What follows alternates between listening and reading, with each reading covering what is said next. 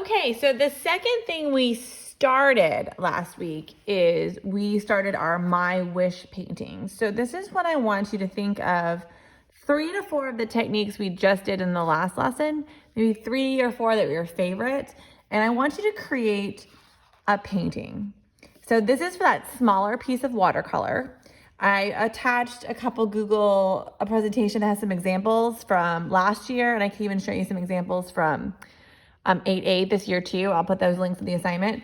But we are going to create some sort of sky, and you can decide if you want like a daytime sunrise, sunset sky, or like a nighttime, more galaxy sky.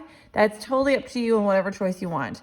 It's a My Wish project because I'm going to ask you to take a picture of your profile, either where you're looking up, maybe wishing on a star, or maybe blowing dandelion, whichever one you think speaks to you more. So these are examples I did last year, and I used my daughter Madison as the model. So for the daytime one, I used warm colors. I used a wet on wet technique. I used salt because you can see that texture in there. I used some rubbing alcohol. I even did a little bit of a gradient. So this is where you can really take those techniques you learned and turn them into something. So the salt looks really cool when it dries. You get those little cracking lines and it makes a really cool effect. A lot of people prefer the galaxy nighttime sky to daytime. That's up to you. Last class, I think one of your classmates drew like a resist with crayon and did clouds, and that was really cute. If you choose to do more of a galaxy or nighttime, you can use those cool colors. Really use different techniques. So this one I used, again, the salt, and it really created those really cool lines. And the spotted, I used some rubbing alcohol. I did a lot of wet on wet technique. I might have done a blot over here too because I pulled color. This is really a chance for you just to play. And when you're done, I didn't include this in your kit because I wasn't sure how to do it. If you want to take some white watered down acrylic paint or a paint pen or something, you could flicker some white on top and give you a star effect, and that's really cool. I did say I'd bring in a couple black watercolors for people to tap in some black around the edges. We did that last year and people overwhelmed their sky with the black, and it wasn't as interesting as when we did it this past trimester with 8A using just cool colors. So I'm gonna let that be a personal preference for you. With this project, I need 3 or 4 different techniques, and I want to see at least 3 colors. So I can see the 3 variations of colors here, and that's easy.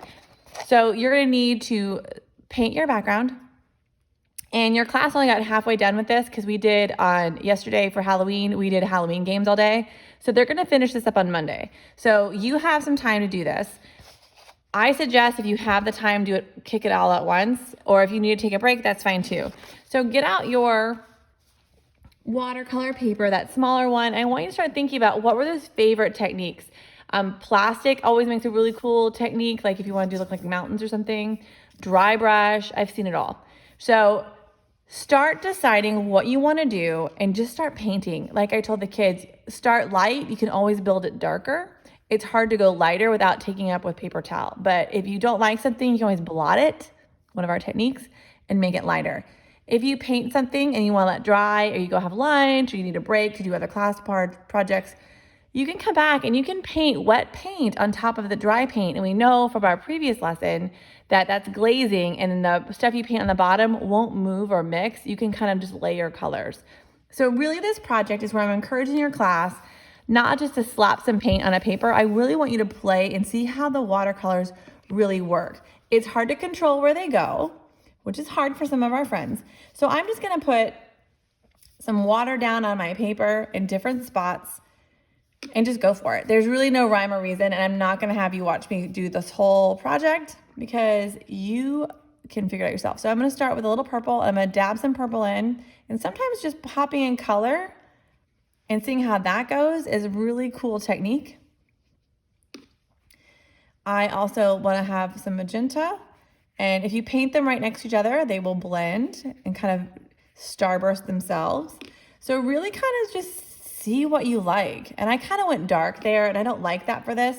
So I'm gonna just add more water and no more color and kind of move it different areas. I like when my areas are very soft and fluid mixed together. I don't like those harsh lines. Now, some friends, and this happened last year, they like those really crisp lines that have stripes of color. If you like that, remember you need to let the colors dry a little in between. So just have fun. Get in there with your paintbrush and see what happens. Go lighter, go darker.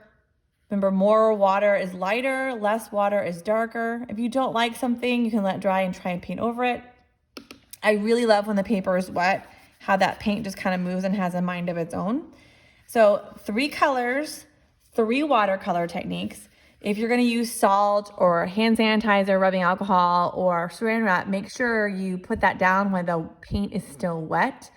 However, I would wait till you're really happy with the way the whole thing looks before you do rubbing alcohol or hand sanitizer and salt, because that you really can't move around that, and you don't want to start mixing the alcohol all over it. It loses its kind of effect. So have fun, just start painting that background. If you take a picture of you in profile, you can send it to me and I will darken it and send it back to you for you to cut and glue into your picture. Or you can darken it yourself. If you'd like to learn how to do that, I can show you that. It's not too hard. So when you take your picture, just play with your adjustments. Your picture needs to be in profile. If you're doing stars, I'd like you to look up. If you want to wish on like a dandelion, you can act like you're blowing a dandelion to make wishes. It's up to you. So what I like for this project is you to have your whole paper completed, at least 3 colors, 3 to 4 techniques. Take a picture of that dried paper and add it to the assignment, and then take a picture of yourself in profile that either I can darken for you or that you darkened, and attach that also to this assignment. And then on Monday, I will come back and check in, and basically when everything's dry, and then once you get your picture, you're just gonna add yourself in, and that's done. These turned out really, really cool. It's always a super successful project. But your goal today is just to get that paper the way you want it and get me that side profile picture. If you want to do everything all at once and turn it in together, that's perfect. Just your profile, you want to darken it as much as you can. So when I take the picture, I play with the filter on the sunlight setting. Then I make it black and white, and I go in and adjust the colors. So you can just kind of make out your face, but not a lot. So decide what you want to do. Let me know. Paint, take me a picture, add your profile picture, or just upload a picture. It's up to you. And that is really what we did the week you missed. I'm also going to upload a bell ringer we did. We made another flip book, but I will explain that in a different video. So I hope you're doing well, and I'll talk to you soon. Bye.